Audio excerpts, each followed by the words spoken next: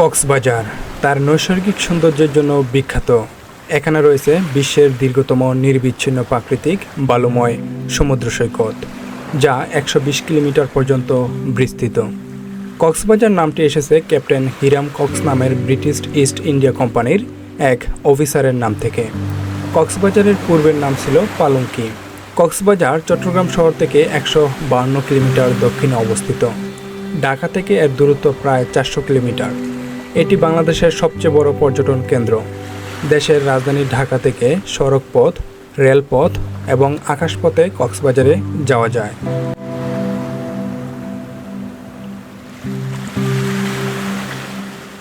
আল্লাহর নাম নিয়ে আমার এবারের ভ্রমণযাত্রা শুরু করি নরসিংদী থেকে হানিফ পরিবহনের একটি নন এসি বাসে করে। যেহেতু এবার আমি ঈদের ছুটিতে কক্সবাজার যাত্রা করি, তাই তার ভাড়া রাখা হয় জনপ্রতি 1000 টাকা। অন্যান্য সময়ে 800 থেকে 850 টাকায় যাওয়া যায়। এই বাসটি মূলত প্রতি রাতে হাতিরদিয়া বাসস্ট্যান্ড থেকে ছেড়ে আসে। তবে আপনারা যারা ঢাকা থেকে কক্সবাজার যাবেন, সায়দাবাদ সহ বিভিন্ন কাউন্টার থেকে মাত্র 900 থেকে 1000 টাকায় নন এসি এবং 1400 থেকে 2500 টাকায় এসি বাস পেয়ে যাবেন।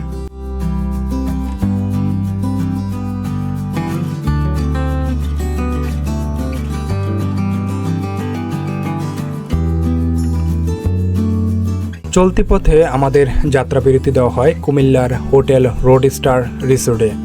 আমাদের প্রচণ্ড ক্ষুধা থাকার ফলে এখানে এসে ভাত, ডাল ও মোরগ অর্ডার করি।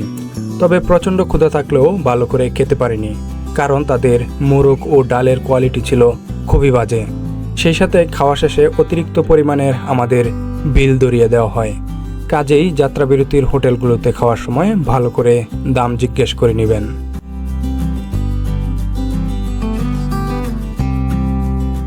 যাত্রা বিরতি শেষে আমাদের বাসটি আবারও ছুটে চলল কক্সবাজারের উদ্দেশ্যে।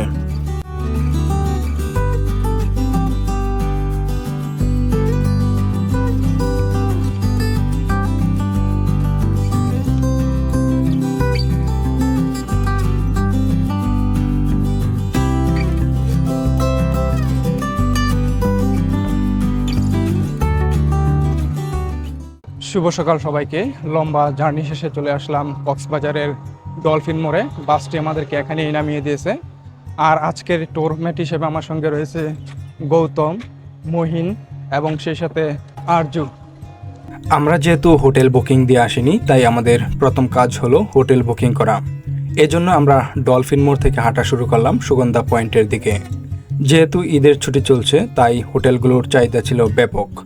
রুম ভাড়া চাওয়া হচ্ছিল কয়েক গুণ। তারপর বেশ কয়েকটি হোটেল দেখে রুম বুক করি সুগন্ধা পয়েন্টের কক্স অ্যাম্বাসেডর হোটেলে। আমরা যেহেতু 4 জন, তাই ডাবল বেডের এই এসি রুমটি বুকিং করি পার ডে 4000 টাকায়। তবে অফ সিজনে এই রুমগুলো 1500 থেকে 2000 টাকায় পাওয়া যায়। আমরা হোটেলে চেকিং করার আগে সকালের নাস্তার পর্বটি সেরে নিই।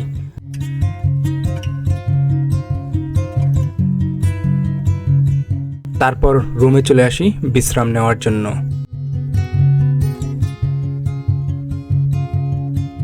এই মুহূর্তে আমি হোটেল থেকে বেরিয়ে পড়লাম। এখন আমি চলে যাব বিচের দিকে। আমার পেছনে হচ্ছে কলাতলি বিচ এবং সেই সাথে আমার সামনে হচ্ছে সুগন্ধা বিচ। এখন আমি সুগন্ধা বিচের দিকে যাব।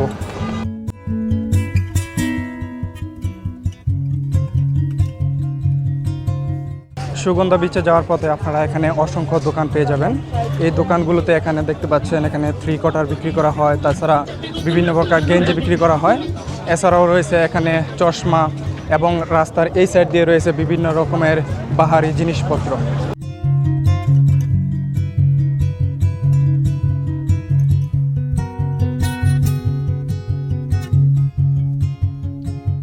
আপনারা যারা সাগর পাড়ে ব্যবহার করার জন্য স্যান্ডেল খোঁজেন, এই স্যান্ডেলগুলো এখানে পেয়ে যাবেন।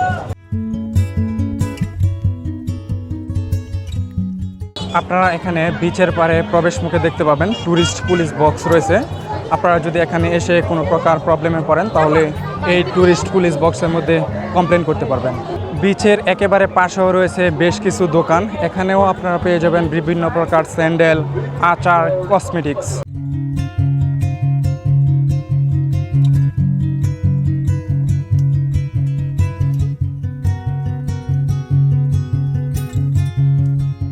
আমি এখন চলে আসলাম একেবারে সুগন্ধা বিচের কাছাকাছি। আমার সামনেই রয়েছে সুগন্ধা বিচ। এখন আমি এই বিচে চলে যাব এবং সেই সাথে বিচের সৌন্দর্যটা আমি আপনাদেরকে ঘুরে দেখাবো।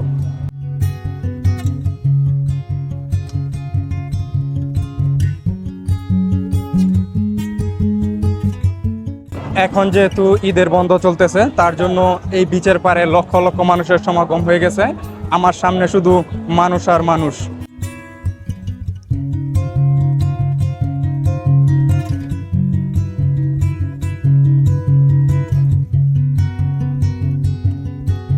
বিচের পাড়ে এতটাই মানুষ যে এখানে তিল ধারণের ঠাঁই নেই। সবাই উচ্ছ্বাস উন্মাদনায় মেতে রয়েছে এই বিচের পাড়ে। আপনারা যারা বিচের পাড়ে এসে গোসল করেন, তারা চাইলে এই গোসলের আনন্দকে আরও এক ধাপ বাড়িয়ে নিতে এই টিউবগুলো ভাড়া করে নিতে পারেন। আর এই টিউবগুলো আপনি ঘন্টা প্রতি 50 টাকা ভাড়া দিয়ে আপনি এই সমুদ্র সৈকতে গোসল করতে পারবেন।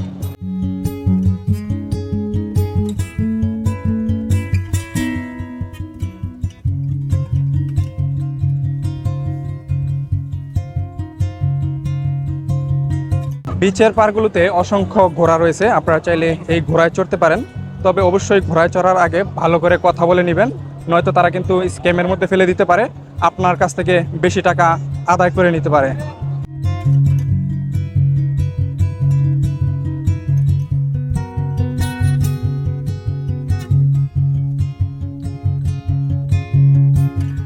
আমার ঠিক পেছনে রয়েছে অসংখ্য বসার সিট। আপনারা যদি এই সিটগুলোতে বসতে চান, সেক্ষেত্রে প্রতিটি সিঙ্গেল সিটের জন্য ঘন্টা প্রতি 30 টাকা দিতে হবে।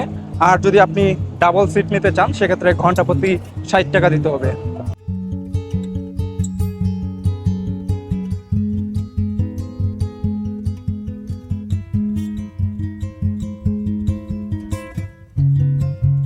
আপনারা যারা সমুদ্রে গোসল করতে আসেন, সেক্ষেত্রে অবশ্যই একটা জিনিস খেয়াল রাখবেন যে আসলে রেড ফ্ল্যাগ টানানো রয়েছে কিনা। যদি রেড ফ্ল্যাগ টানানো থাকে তাহলে বুঝে নিতে হবে বিপদ সংকেত দেওয়া রয়েছে। কেননা সাগর যখন উত্তাল থাকে ঠিক সেই মুহূর্তে রেড ফ্ল্যাগ দেওয়া হয়ে থাকে। সেই জন্য আপনারা যদি সাগরে সেই সময়টাতে নামেনও, আপনারা বেশি দূর যাবেন না। কেননা তখন এই সাগরের উত্তালের ফলে সাগরের যে স্রোতটা আসে এবং সেই সাথে স্রোতের বিপরীতে অসংখ্য মানুষ নিয়ে যায় এবং সেই সাথে মৃত্যুর ঘটনাও কিন্তু ঘটে যায়।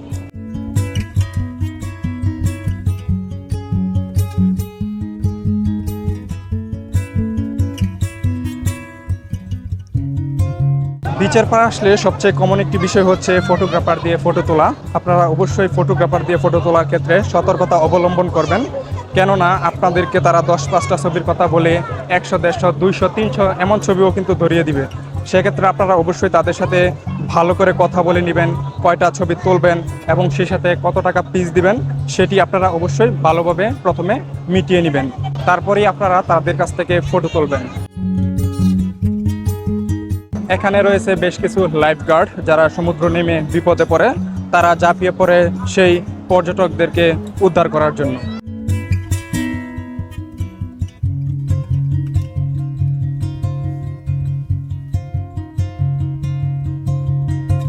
আপনারা যারা বিচের পাড়ে ব্যাগ, মোবাইল ইত্যাদি নিয়ে আসেন, তারা চাইলে এই বিচের পাড়ে ভ্রাম্যমাণ লকার পেয়ে যাবেন। ঘন্টা প্রতি 40 টাকা ভাড়া দিয়ে এই লকারগুলোতে আপনারা আপনাদের মূল্যবান ব্যাগ, মোবাইল টোবাইল রাখতে পারবেন।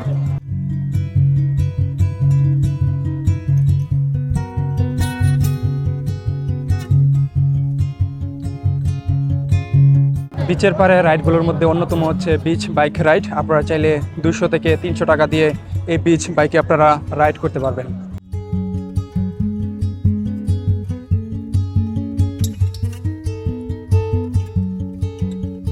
সুগন্ধা বিচের সবচেয়ে সুন্দর একটি দিক হলো এখানে একটি মসজিদ রয়েছে, আপনারা এখানে এসে নামাজ পড়তে পারবেন।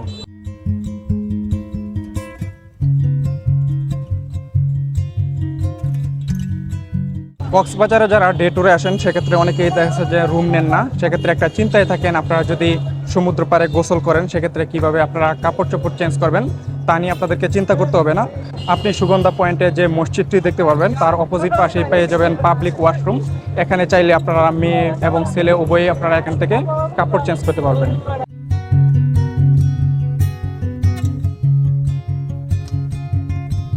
সুগন্ধা পয়েন্টে বেশ কিছু সময় কাটিয়ে চলে আসি রুমে।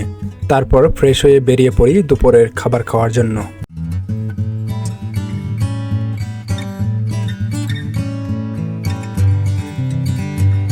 খাওয়া দাওয়ার পর্বটা শেষ করে নিলাম। এখন যেহেতু পরন্ত বিকাল হয়ে গেছে, এখন আমরা চলে যাচ্ছি লাবণী বিচের দিকে।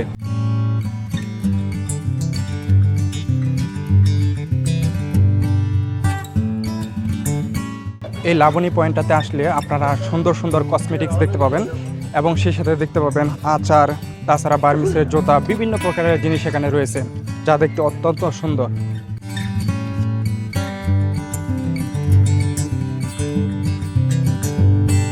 এই যে সামনে যে বিচটা দেখতে পাচ্ছেন এটি মূলত লাবণী বিচ। এখন আমি একেবারে বিচের কাছাকাছি চলে যাচ্ছি।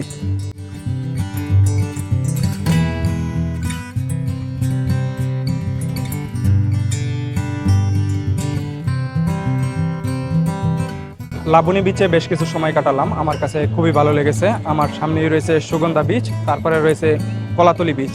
তবে তুলনামূলকভাবে সুগন্ধা বিচের চেয়ে আমার কাছে লাবণী বিচটা একটু বেশি সুন্দর লেগেছে।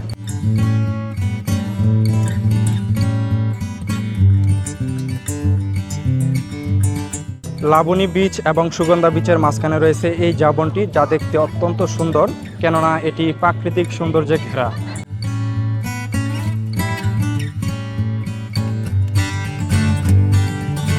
লাবণী বিচ থেকে হাঁটতে হাঁটতে আবারও চলে আসলাম সুগন্ধা বিচে। এই সুগন্ধা বিচটা মূলত কলাতলি বিচ এবং লাবণী বিচের মাঝখানে অবস্থিত এবং সবচেয়ে বেশি পর্যটকের ভিড় লক্ষ্য করা যায় এই সুগন্ধা বিচে।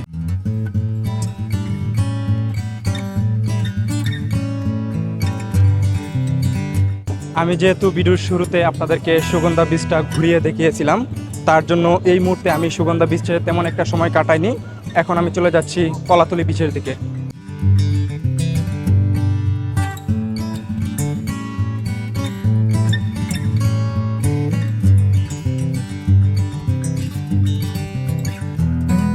সুগন্ধা বিচ থেকে 10 মিনিটের মতো হাঁটলে আপনারা চলে আসতে পারবেন এই কলাতলি বিচে। এই কলাতলি বিচটি মূলত ডলফিন মোড়ের একেবারে নিকটবর্তী স্থানে অবস্থিত।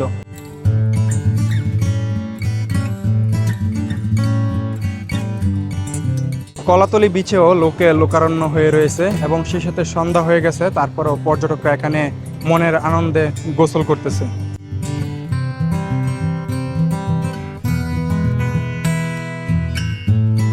কলাতলি বিচে খুবই সুন্দর একটি সময় কাটালাম। এই মুহূর্তে যেহেতু দিনের আলো পড়ে গেছে, তার জন্য এখান থেকে চলে যাচ্ছি।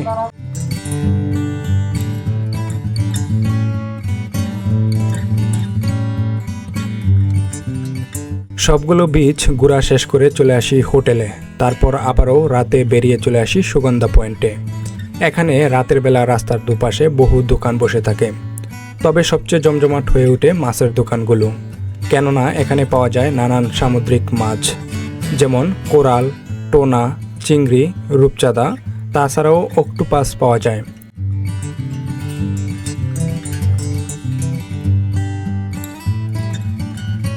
এই মাছগুলো মূলত এখান থেকে অর্ডার করলে এগুলোকে বারবিকিউ করে দেওয়া হয়।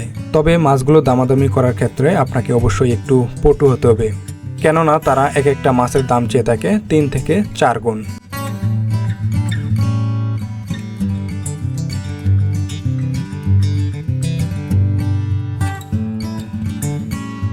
আর সুগন্ধা পয়েন্টে রয়েছে অসংখ্য শুটকির দোকান। আপনারা যারা এখান থেকে শুটকি কিনতে চান, চাইলে শুটকি কিনতে পারবেন।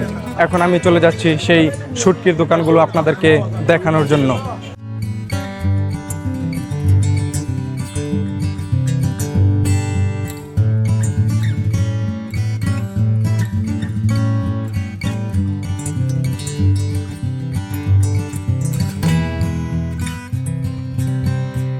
এখানে রয়েছে বিভিন্ন মাছের শুটকি, কাজেই আপনারা যারা শুটকি খেতে পছন্দ করেন এখান থেকে শুটকি কিনতে পারেন বাসায় নেওয়ার জন্য।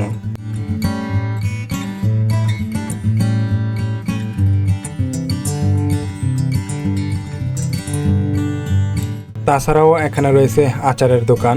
আচারের এই দোকানগুলোতে নানান প্রকার মজাদার আচার পাওয়া যায়, যার স্বাদ অতুলনীয়। তবে আচার কেনার ক্ষেত্রে অবশ্যই খেয়াল রাখবেন এক্সপায়ার ডেট ঠিক আছে কিনা।